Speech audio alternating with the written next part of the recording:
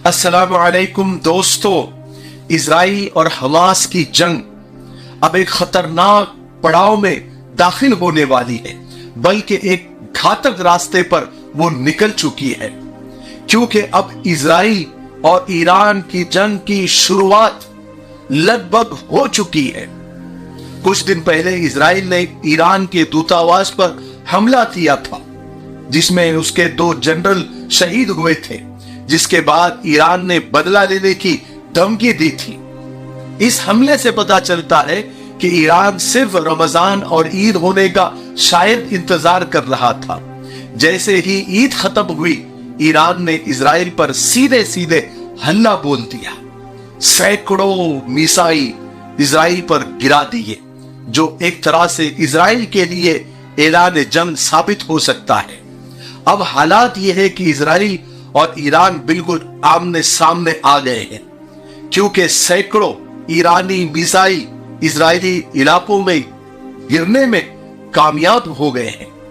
Iran ने पहले ही हमले में लाइन से सैकड़ों ड्रोन्स इजराइल पर गिराए।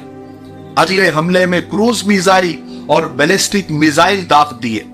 बहुत से मिसाइल इजरायली जो डिफेंस सिस्टम आयरन डोम को चकमा देने में कामयाब भी हो गए। इजरायली इलाके में सायरन गूंजते रहे, लोग भागते रहे। पूरी दुनिया से इस हमले के रद्द अमल आना शुरू हो गए, कुछ ईरान के साइड तो कुछ इजराइल के साइड। और जो हमास और इजराइल की जंग देख रहे थे, जो इजराइल का जुल्म देख रहे थे, और जो फलस्तीनी औरतें, बच्चे, खवातीन, बूढ़े जो शहीद हो रहे थे, उन इलाकों के अंदर जैसे कनाडा में, इराक में, खुद ईरान में लोगों ने ईरान के इस हमले की तायीद की। वहां पर खुशियां मनाई, पटाखे फोड़े। आप वीडियो में देख सकते हैं।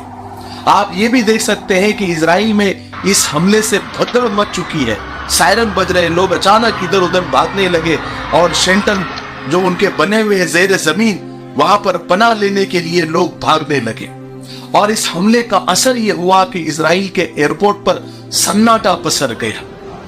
और फिर अफगानी तालिबान ने इजराइल पर ईरानी हमले की हिमायत की। रूसी जो सदर है पुतिन ने ऐलान किया है कि अगर अमेरिका ने इजराइल की हिमायत में ईरान की सरजमीन पर हमला किया तो रशिया यानी रूस ईरान का साथ देगा। CNN ने बताया कि यह आलमी तारीख का सबसे बड़ा ड्रोन हमला है। ईरान की सरकारी जो टीवी चैनल है उसका कहना है कि इजराइल को अब चैन से बैठने की जरूरत है, वरना हिजबुल्लाह शिमाल से इजराइल में दाखिल हो जाएगा और शामी गोलान की पहाड़ियों से।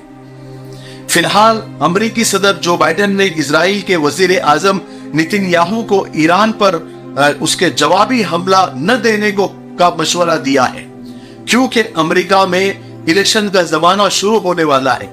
अगर अमेरिका फिर इजराइल को सपोर्ट करता है ईरान पर हमला करने के लिए, तो जो बाइडेन के लिए इलेक्शन जीतना मुश्किल हो जाएगा। इसलिए अमेरिका ने जवाब न देने का मशवरा इजराइल को दिया है।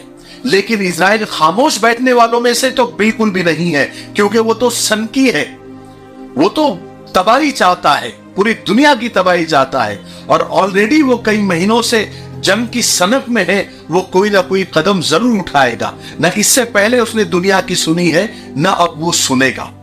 दोस्तों, एक बात आपको बताऊं, अगर ये जंग, अगर ये चीज यहीं पर रुक जाए तो ठीक है, वरना अगर ये बदले की आग में ये जंग आगे अगर बढ़ती है, इस जंग ने अगर और पैर पसारे, तो पूरी दुनिया के लिए ये बहुत खतरनाक जंग साबित हो सकती है। अगर इजराइल ईरान पर हमला कर देता है या अमेरिका डायरेक्ट ईरान पर हमला कर देता है, तो खास करके बहुत सारे मुल्क इससे इफेक्टेड तो होंगे जी। हमारा भारत भी, हमारे भारत के लिए भी ये जंग बहुत नुकसानदेह साबित हो सकती है। भारत का शेयर मार्केट, भारत की महंगाई जो ऑलरेडी बहुत बढ़ी हुई है, इस जंग की वजह से और भी बढ़ सकती है। भारत का चुनाव भी इससे तितर बितर हो सकता है, पॉसिबिलिटी है। यूक्रेन की जंग से कितने मुल्क जो उससे कनेक्टेड थे, उनकी क्या हालत हुई, वो हम सबके सामने है। अगर ये जंग, ईरान और इजराइल की जंग, जो मैं आपको अभी जो खबर सुना रहा हूं, अगर ये छिड़ गई تو بہت سارے دیشوں کو یہ پربھاوت کرے گی، متاثر کرے گی، کیونکہ ایران سے جو بھارت کا کاروباری جو تعلق ہے وہ بہت بڑا ہے۔ تیل کا بہت بڑا حصہ بھارت کو ایران سے آتا ہے، اور آپ کو معلوم ہے یہ سمندری راستے جو ہے اس سے ہی پورا ٹریڈ ہوتا ہے، ایک دوسرے ملکوں سے جو ہے سامان آنا جانا، امپورٹ ایکسپورٹ ہوتا ہے، اور جب چھڑ جائے گی تو وہ جو سامان آنا اور جانا، امپورٹ ایکسپورٹ، آیات اور نریات بہت زیادہ پربھاوت ہوگا، جس سے مہنگائی آسمان کو چھوئے گی۔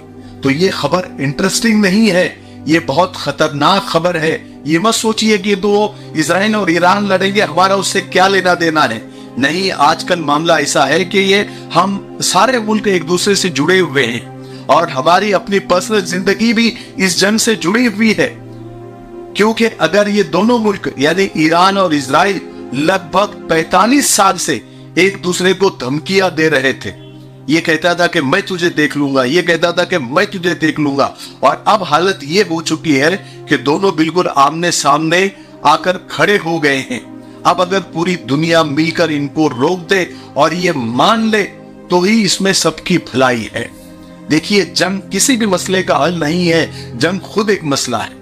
ہم دعا کرتے ہیں کہ اللہ تبارک و تعالیٰ اس جنگ کو باہر پسرنے سے اور آگے بڑھنے سے روک دے، اور جو مظلوم جو فلسطینی ہے ان کے لیے بھی دعا کرے کہ اللہ تعالیٰ ان پر جو ہو رہا ہے ظلم اس کو ختم کرے، ان کی مدد فرمائے، اور پوری دنیا کو اس جنگ کے عذاب سے باہر نکالے۔